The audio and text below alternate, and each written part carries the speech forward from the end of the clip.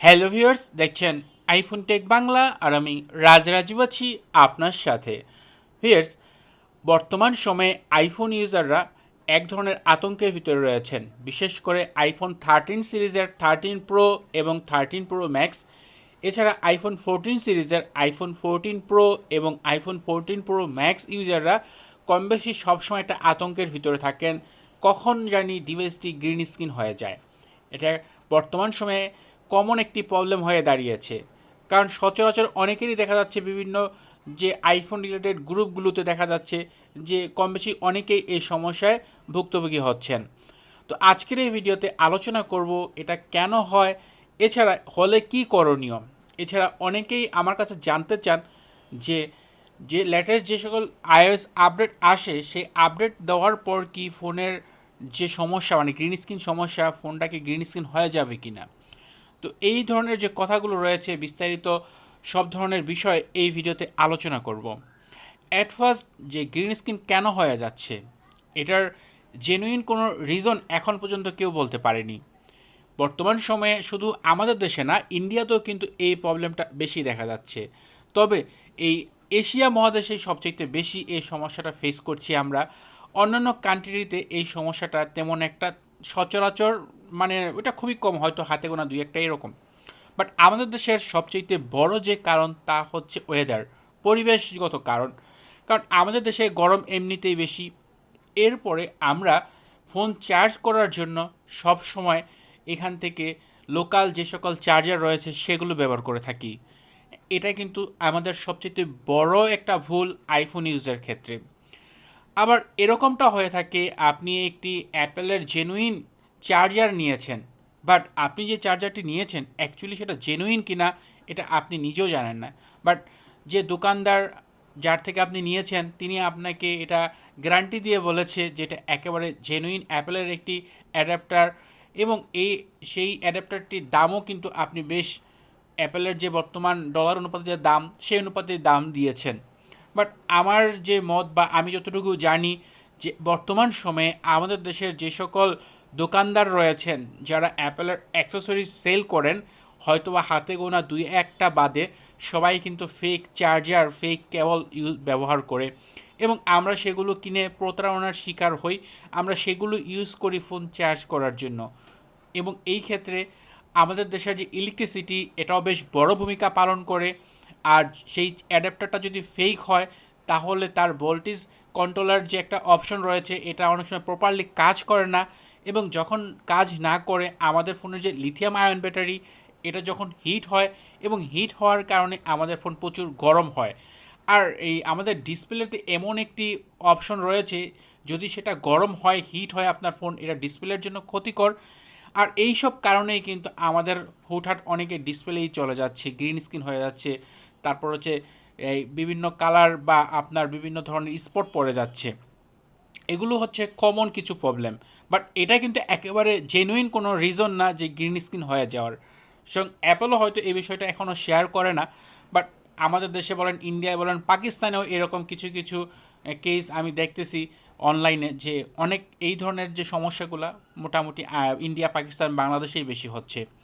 এখন বিষয় হচ্ছে, যদি আপনার ফোনে এই ধরনের একটি প্রবলেম হয়ে যায়, সেই ক্ষেত্রে যদি আপনার ফোনে ওয়ারেন্টি থাকে, কারণ অ্যাপেলের যদি নতুন একটি আইফোন কিনেন সেটা অফিসিয়াল হোক বা আনঅফিসিয়াল হোক, হ্যাঁ, আপনি যেই কান্ট্রি থেকে কিনেন, যেখান থেকে কিনেন সেটা কোনো প্রবলেম না। হ্যাঁ, আপনি অফিসিয়াল কিনলেন সেটাও প্রবলেম না, আনঅফিসিয়াল কিনলেন সেটাও প্রবলেম না। প্রতিটা ডিভাইসেই কিন্তু আপনি 1 বছরের ওয়ারেন্টি পাবেন। এই ক্ষেত্রে অফিসিয়াল হলে আপনি বাংলাদেশের যে স্টোর থেকে নিলেন সেই স্টোরে গিয়ে আপনি ক্লেম করতে পারবেন।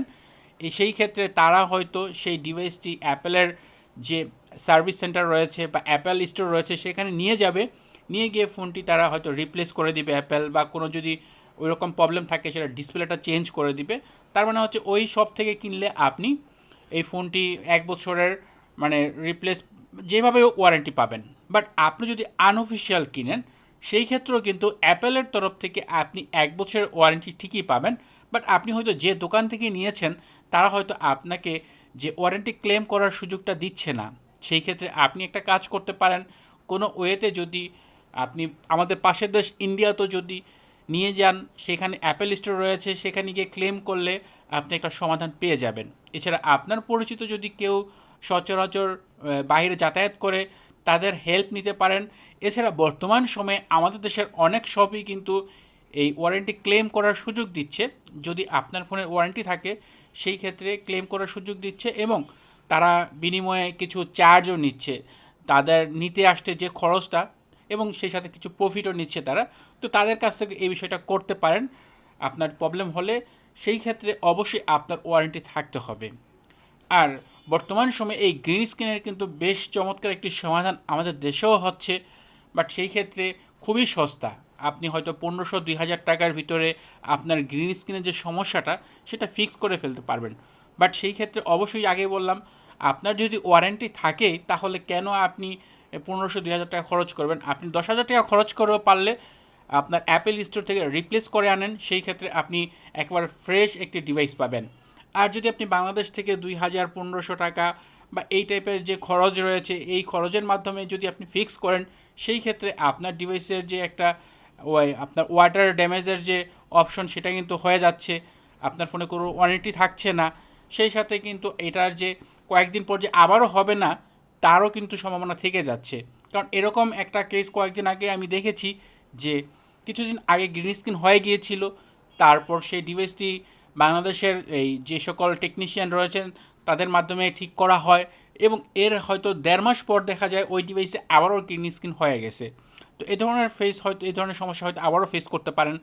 তাই যদি ওয়ারেন্টি থাকে সেই ক্ষেত্রে আপনি এই অ্যাপেল স্টোরে পাঠান কিছু বাড়তি খরচ হলেও।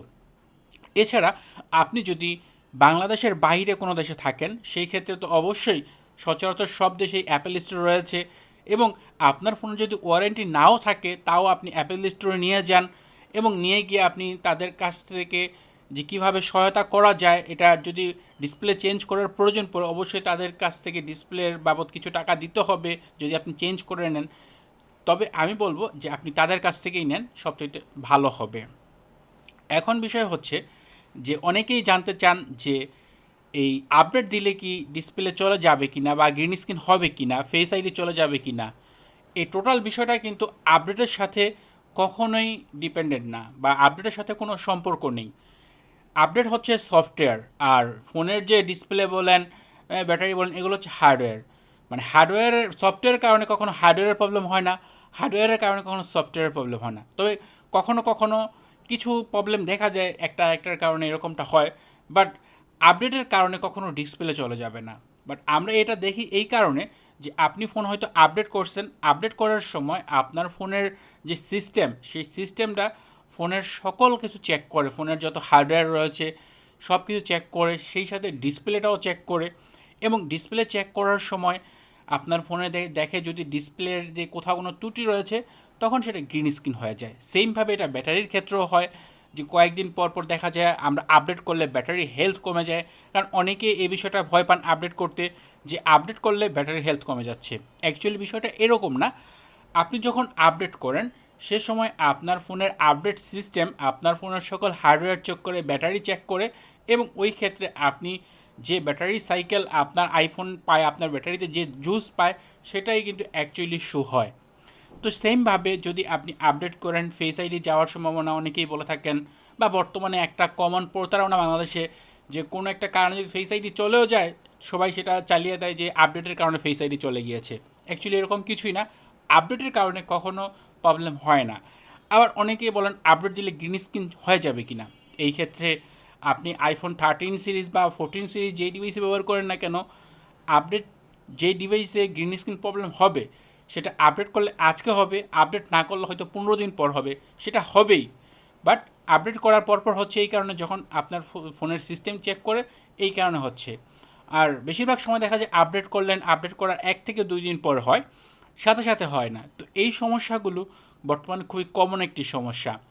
আর আপনারা যে অলরেডি অনেকেই বিভিন্ন প্রশ্ন করেন, সেই বিষয়গুলো কিন্তু আমি আজকের এই ভিডিওতে ক্লিয়ারলি সব কিছু বোঝানোর চেষ্টা করেছি, যে অ্যাকচুয়ালি কেন হচ্ছে এটা কেউ বলতে পারছে না। আর হলে কি করণীয়, হলে অপশন হচ্ছে দুইটা। যদি ওয়ারেন্টি থাকে তাহলে অবশ্যই আপনি চেষ্টা করবেন টাকা বেশি খরচ হলেও আপনি বাংলাদেশের বাহির থেকে যে কোনো কান্ট্রি থেকে ওয়ারেন্টি ক্লেম করতে।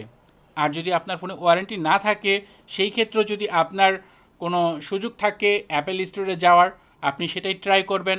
আর যদি না হয় বাংলাদেশ থেকে আপনি হয়তো 1500, 2000, 1000 টাকা বা এখানে টেকনিশিয়ানরা যে যেভাবে নিচ্ছে সেভাবেই আপনি আপনার এই প্রবলেমটা ফিক্স করতে পারেন। আর আপডেটের কারণে কখনো ভয় পাবেন না, আপডেটের কারণে কিন্তু এই ধরনের প্রবলেম হয় না।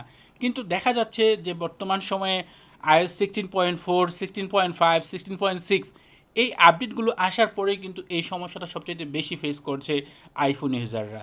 বাট অ্যাকচুয়ালি আপডেটের সাথে এটা কোনো সম্পর্কই নেই। তো আরেকটা বিষয় হচ্ছে যে আপনি যখন নতুন একটি আইফোন ক্রয় করেন এবং আইফোন ক্রয় করার সময় কিন্তু আইফোনের সাথে কোনো অ্যাডাপ্টার থাকে না। হ্যাঁ, তো সেই ক্ষেত্রে আপনি যদি গ্যারান্টি সহকারে অ্যাপেল স্টোরের রসিদ সহ মানে ক্যাশ মেমো সহ কোনো অ্যাডাপ্টার পান সেটা নিতে পারেন।